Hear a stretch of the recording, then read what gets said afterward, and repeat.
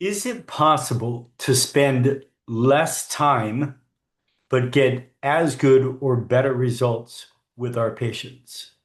I get asked that question all the time. By the way, if you don't know me, I am Dr. Russ Rosen, and I help natural healthcare providers like you thrive in a care versus scare, true optimal health model. So I get asked this question all the time, and I wanted to go through some of the thoughts that I help the doctors go through so that they can spend the time that they need versus oftentimes all this extra time that's really not doing anybody any good. So, can I spend less time but get as good or possibly better results? And the answer most of the time is yes. As always, it's going to come down to two things. One is going to be headspace, belief systems, subconscious subluxations, subconscious contradictions, etc., and the actual procedures. So let's take a look at possible headspace issues. So think about this right now. If you're thinking about spending less time with your patients, I have a little mustache here tickling my nose. Okay. If you're thinking about spending less time with your patients, do you have any concerns or fears that come up? Well, yeah, a lot of people do. What will they think of me? They're going to think I'm all about the money. They're not going to value it. They're not going to stick around. They're not going to pay for it. I can't charge the same amount. I'm going to crash my practice. These are all of the different kinds of things that come up that can really keep us from being able to do it. Because obviously, if you go into it trying to do that, thinking that it's not going to work, right? Difference between a black belt breaking a brick and a white belt breaking their hand. Now, the truth of the matter is, none of those are true.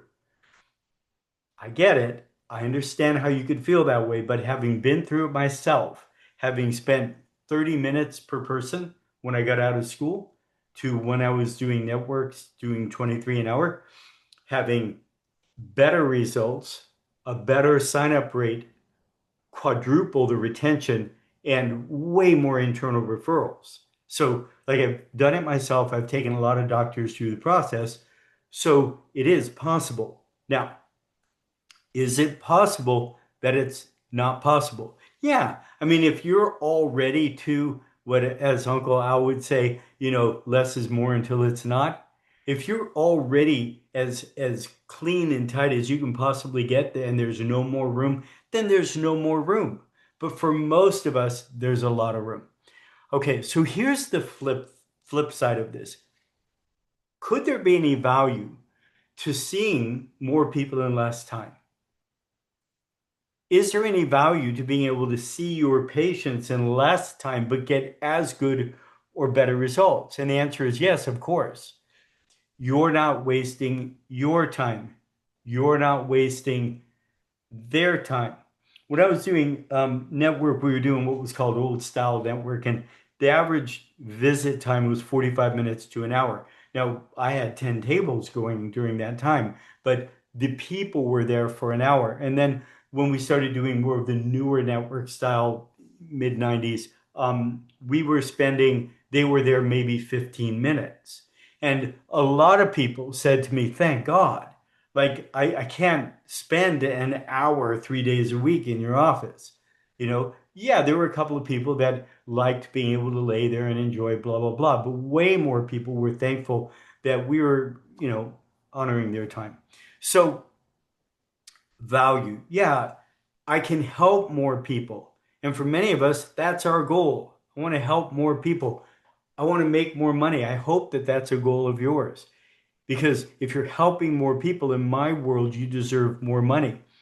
Also, you can stay in the zone, you can stay in the flow. When I'm not talking about the mailman's daughter's new puppies, that gets me out of the zone, right? But I'm really focusing on being present with my patients and stay in the zone. That's where magic happens. That's where I know what to say and what not to say. I know where to go and do and what not to do. Somebody shows up late, somebody else shows up early. It's magic when we're in the zone. Okay, and of course it's more fun. It's just more fun when we're able to serve more people and stay in the zone. We're not rushed. Okay. So one of the things that I talk to my doctors about at this particular point is, but it's got to be your pace, right? This isn't a race, and I don't want you comparing yourself to other people. I just want you to find your zone, what feels comfortable for you. Just like when you're driving, there's a comfortable zone, little too fast, not comfortable, little too slow, not comfortable, right? There's just that place, and that's what I want you to be able to find for you. Okay, so that's some of the between the ears stuff. With my doctors, we really unravel that, and then we clear some of that stuff out with neuroemotional technique or other different techniques that I use. Okay, so procedure. So step one, I need you to clarify exactly what you want to accomplish during the visit and how you know you got there. If your goal is them to feel better, that's pretty easy. They feel better or they don't, right? If your goal is, I want to make sure that the legs even, pretty simple. They evened or they didn't. The heel tension, the foot flare, the heel inversion, depending upon whatever technique you're using, whether their myotomes went from weak to strong. I feel more ease. They feel more ease. They're breathing deeper.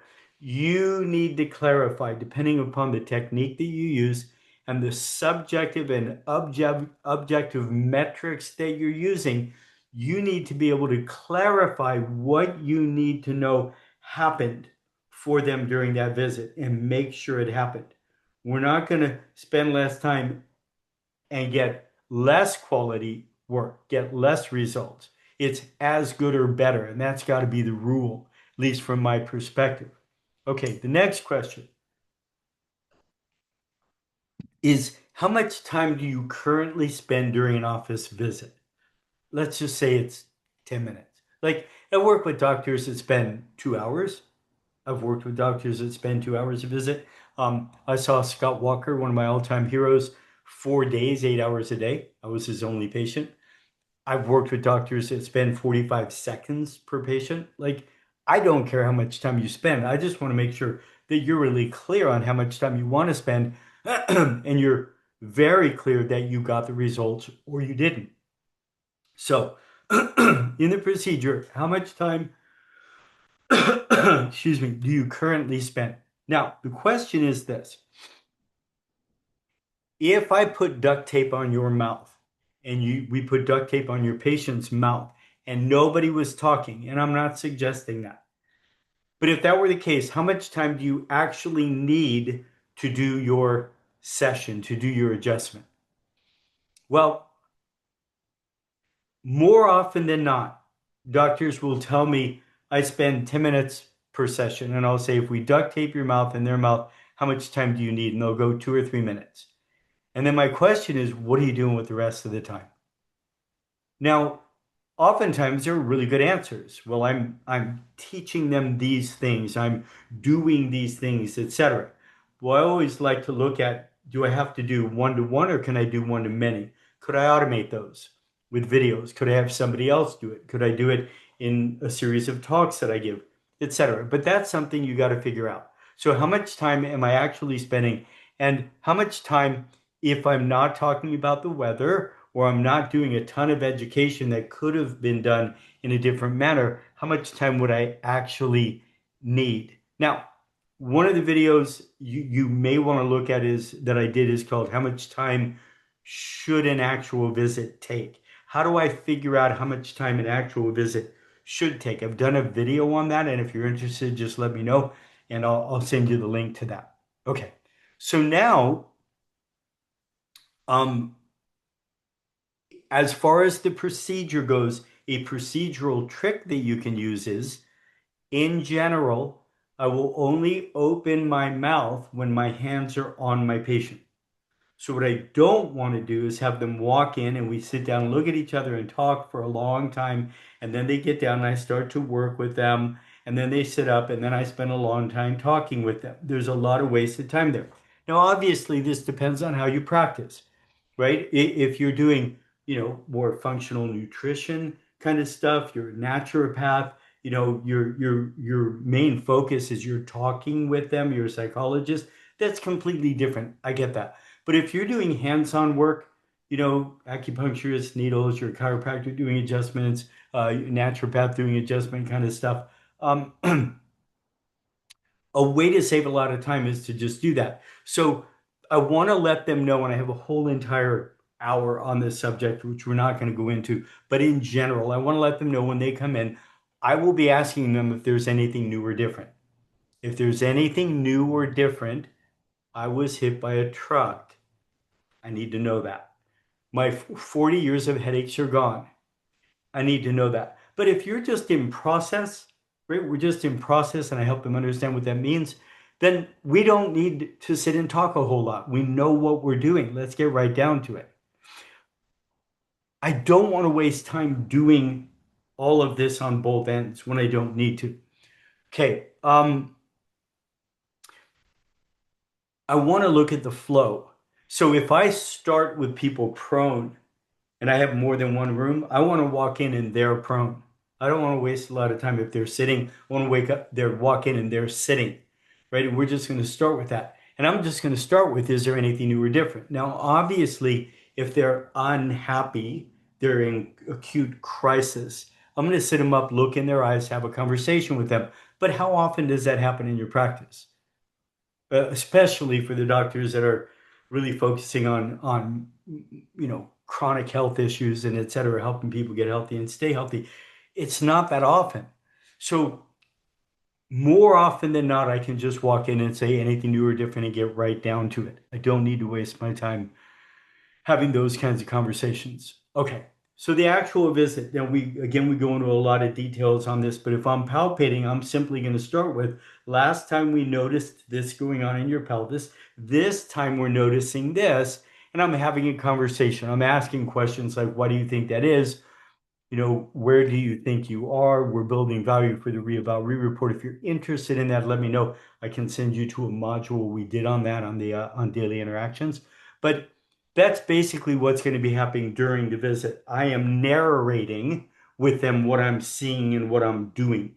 And I get it. A lot of doctors will say, I don't like to talk when I'm doing my adjustments. And I get that because you can stay more present, blah, blah, blah. With that said, it's such an opportunity to teach them, for them to experience what you're experiencing, right? What you're seeing going on. There's a lot to that.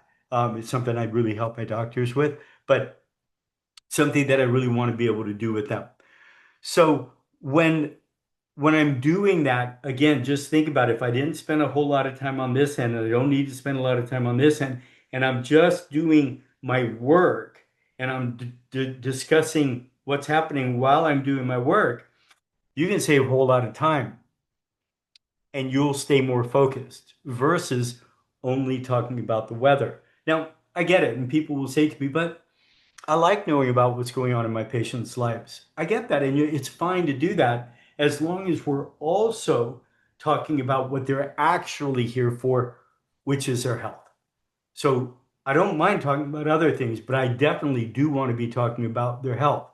And again, so many doctors have challenges doing that because they really don't know what their objective or subjective metrics are. So you really got to fix that. Okay. So again, I want you to think about, if the mouth is duct tape, how much time do you actually need and how would you accomplish that? What are you trying to accomplish during the visit? And then asking yourself, what are you doing with the rest of the time? And if you've got a lot of wasted time in there, I'm rubbing something like that so they'll like me. You got to go back to the fears that we discussed, the concerns and fears. Okay, so then there's going to be goodbye. And this is where a lot of us get in real trouble. Oh my God, we get in all these long conversations. You want to teach them how you're going to say goodbye to them. So for me, I'm going to give a coaching tip on the way out, something we talked about during the visit, right? So make sure you continue to do this, don't do that, whatever it is. And then I'm going to let them know, like when I was practicing network, I would go by and I would squeeze like their calf. As I walk by, I would do a leg check, squeeze their calf, and I'd say, great, you're cooked. So I give them a coaching tip, great, you're cooked. And that was it. in my world, they'd get up, I'd come give them a hug, and I was already adjusting other people. Okay, so lots and lots and lots there, but those are the kinds of things you can start to think about. So, how much time do you currently spend? What do I really want to get it down to? What am I trying to accomplish during that time? And then where's all my wasted time? Those are things you can really look at. So you also need to realize the type of work you're doing. There are types of work like John Turner's QNRT, which I'm a huge fan of that work. I coach a lot of docs that do that work. You can't start and then stop in the middle. If you do, nothing happened. You need to finish the process. And that takes 15 to 20 minutes, depending upon where you're at in the process of your level of mastery. But you can't just do some and stop. If you're doing, you know, diversified, if you're doing KST, if you're doing QN, you could turn on one muscle. You turn on five muscles. Like you can stop and that will have already it would work. You did that one thing and it worked. Not with some techniques. Some techniques you got to finish the whole thing. So recognize that about the kind of work that you're doing. Okay. There's Atlas only. Once the Atlas is set, what else do you do? It's set. Like that. That's all you got to do. Again, with diversified, for many of the doctors that I coach that do diversified, they really know they need a minute or two at most, but they're spending 15 minutes. Why? And again, every once in a while they're doing very specific things, talking about very specific things, etc. I would look at if I could automate those or make those one to many instead of one to one. But a lot of it is my insecurities that they're going to hate me, they're not going to love me, they're going to think I'm all about the money, my practice is going to crash. And none of it is true if you do it right, meaning get your headspace in the right place and have the right procedures.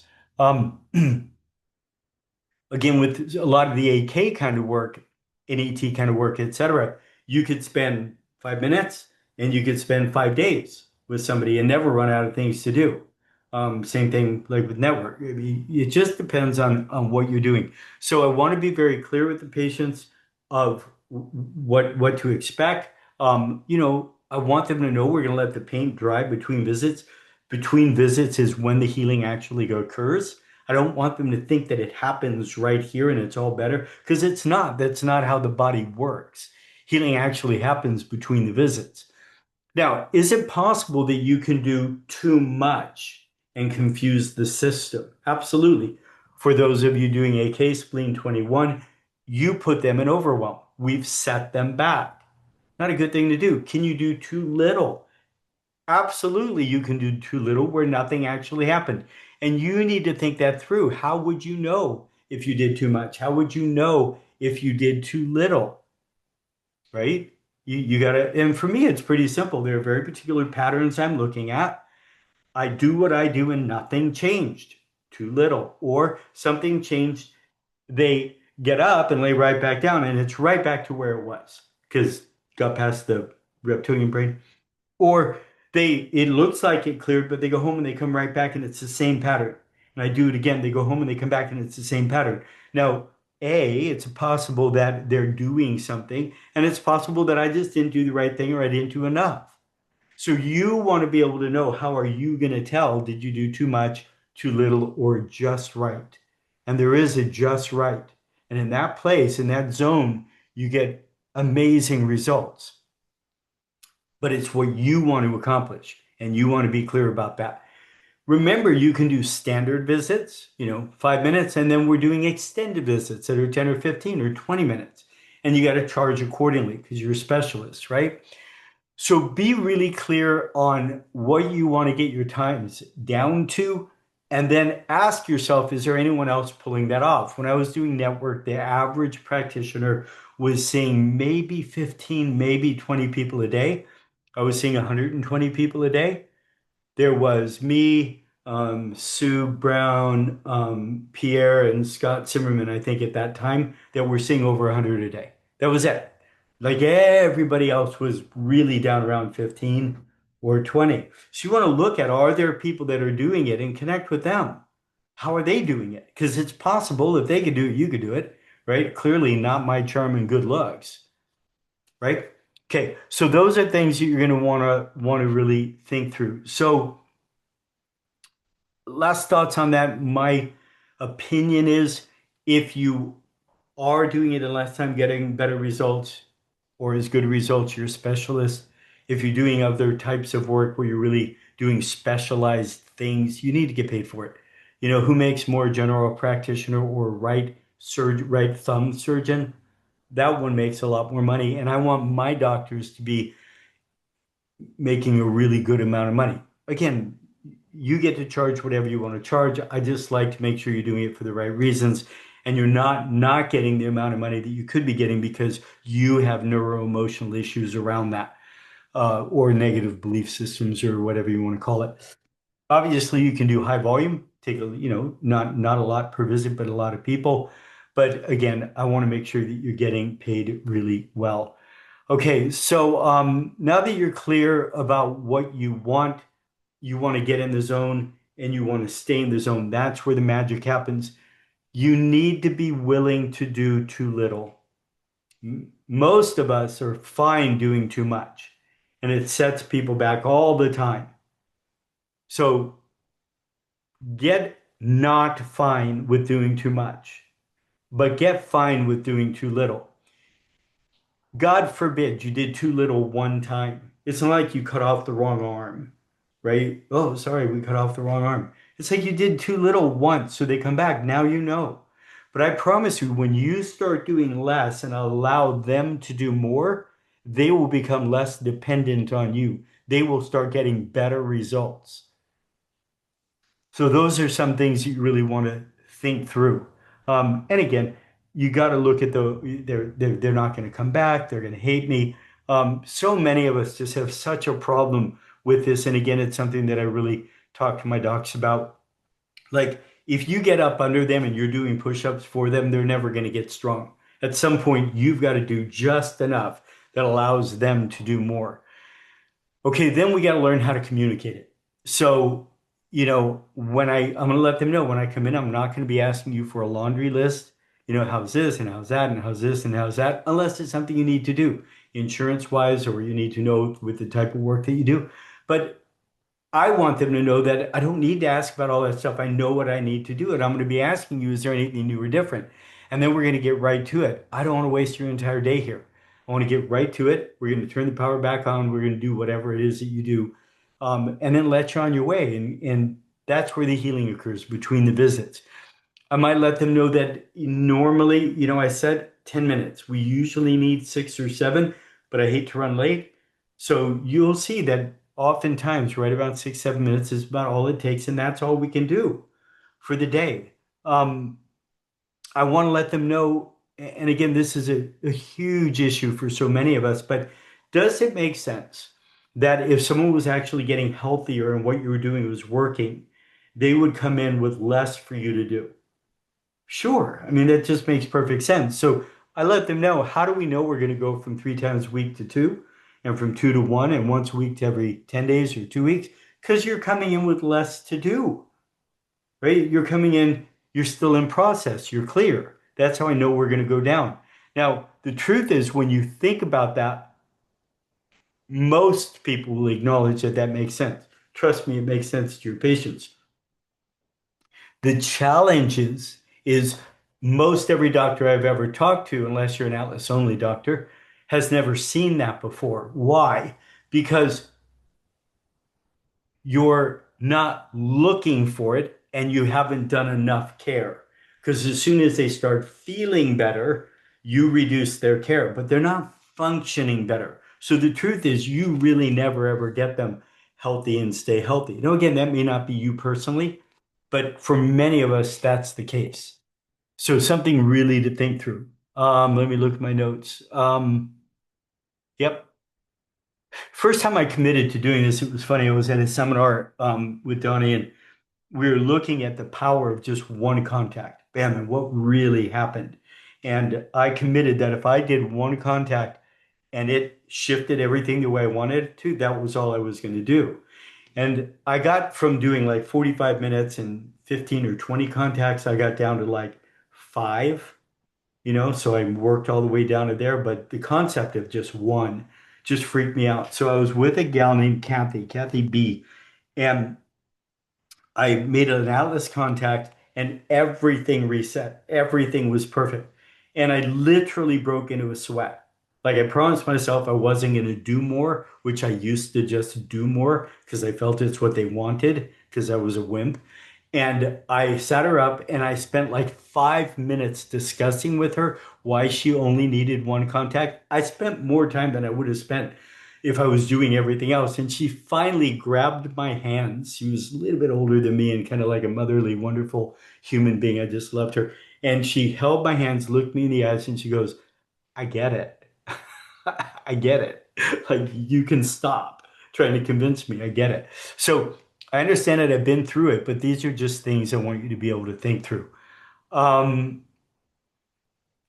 yeah, I'm going to let them know in communications how we're going to end it. I'm going to give them a coaching tip at the end, and then I'm going to say you're cooked and you're done, or whatever it is that you're going to do. If you only have one room, you can't walk in and they're already ready for you, then you're going to bring them in and you're going to let them know. If I'm bringing them in, we have a moment, I'll be asking, is there anything new or different? Getting the information. If they're not in crisis, I'm going to get them down. I'm going to get them sitting, whatever it is, and I'm going to start with them right away.